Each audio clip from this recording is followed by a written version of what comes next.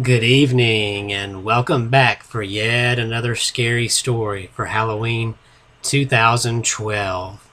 Tonight's story, Susan, involves a young girl who supposedly used to live in my neighborhood back in West Jefferson where I grew up in Alabama. This happened back in the early to mid 1980s. A young girl named Susan Backley lived in our neighborhood in one of our two-story suburban homes. Her mother was a school teacher, and her father worked at one of the large banks in downtown Birmingham. Susan was a wonderful high school student around 17, getting ready to graduate from high school. She was a star athlete on the soccer team, and she had wonderful grades. She also had a best friend named Lindy. They'd known each other since childhood. All the way back to elementary school, they played together all the time. They were inseparable.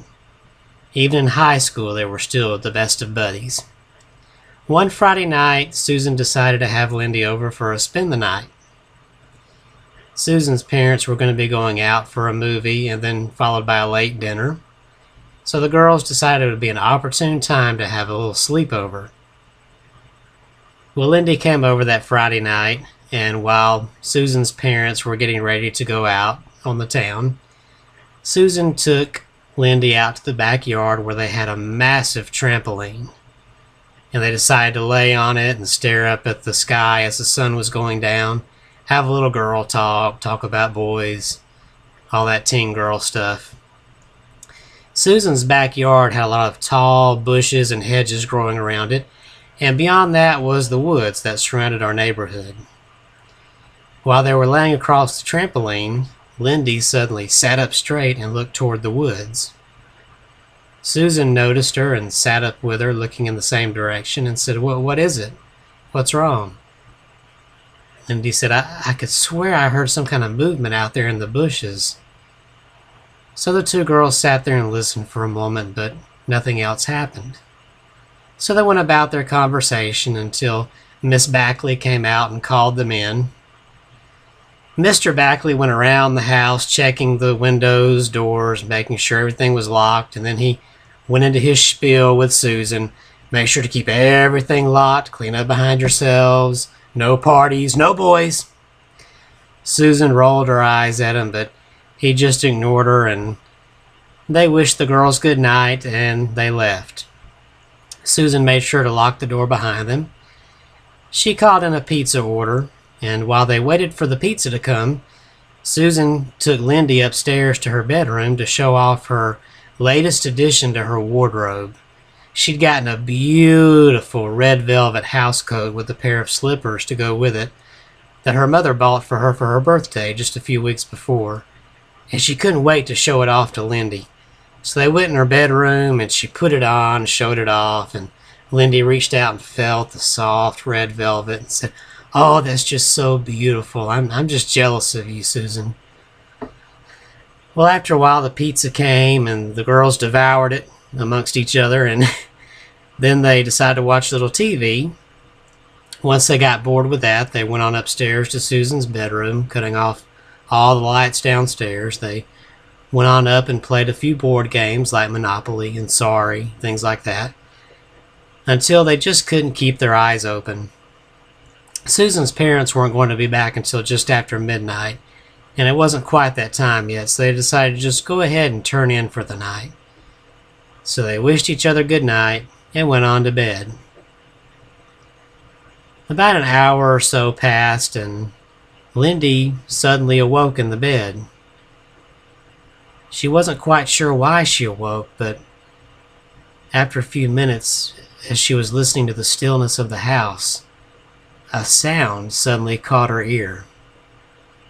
It seemed to come from downstairs somewhere. It was like a sound of metal dragging on metal, like a zhik, zhik, zhik.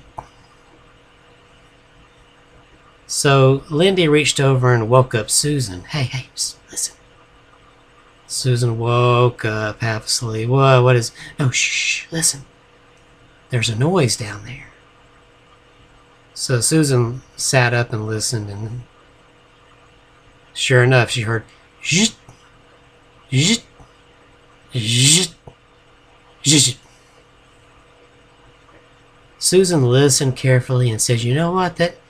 That's familiar. That sounds like the noise that my mom makes when she's sharpening her kitchen knives."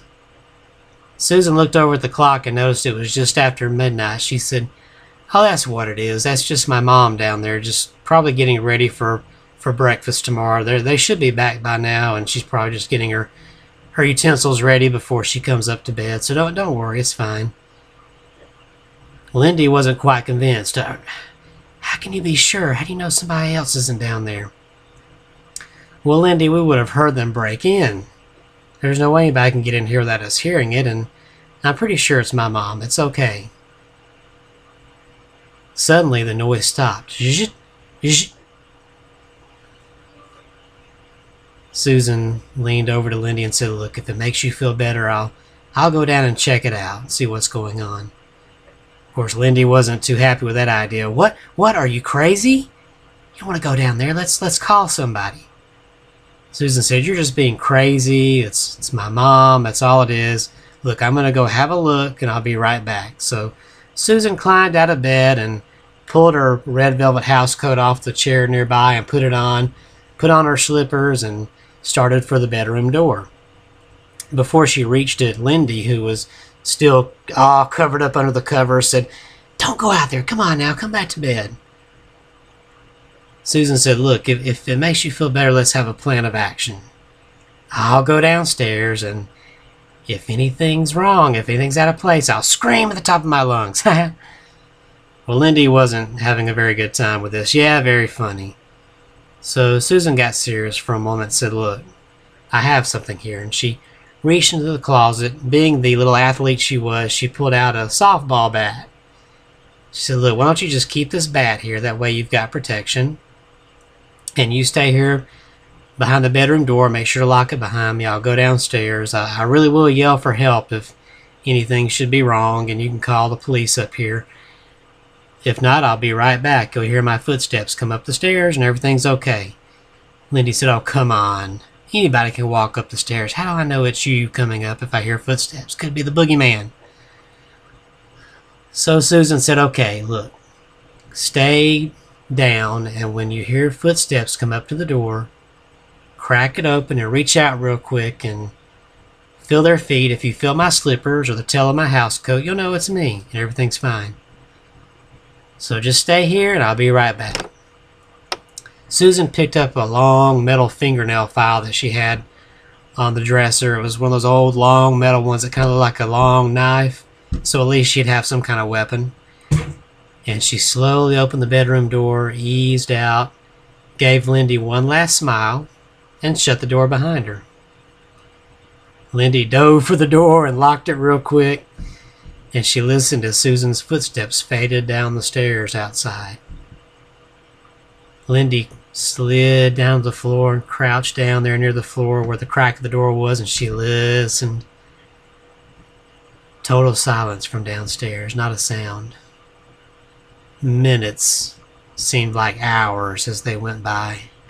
Lindy sat there crouched, just waiting and waiting, hoping and praying that Susan was right, that it was just her mother down there getting ready for breakfast and not some crazy man with a knife or what have you.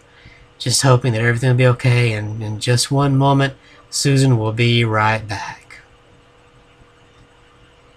The silence still stretched on until finally Lindy heard it. A footfall on the stairs. Footsteps started proceeding up the stairs slowly, one by one, clump, clump, clump, clump. Lindy stayed crouched there, and she reached up for the bedroom doorknob to get ready. She heard the footsteps reach the landing up there. Clump, clump. Then the footsteps slowly proceeded just down the hallway, a few steps, clump, clump, clump, until they reached the bedroom door. It was now or never. Lindy turned the knob, hoping that in just a few minutes everything was going to be over with and okay, and they could go back to bed. She eased the door open, reached out real quick like and touched. And to her relief, she felt the velvet house slippers. Ah! She eased open the door and she kept on her knees, kind of crawled out on her knees and said, "Oh, Susan, I was so afraid." She grabbed Susan and hugged her around the ankles there, around the legs there, hugged her. She felt that red velvet house going, "Oh, Susan, oh, I was so afraid. I was so worried. And she looked up and sure enough, it was Susan there, standing there. Or at least most of her. All but one vital part. Susan's head had been cut clean off. Thank you and nighty-night.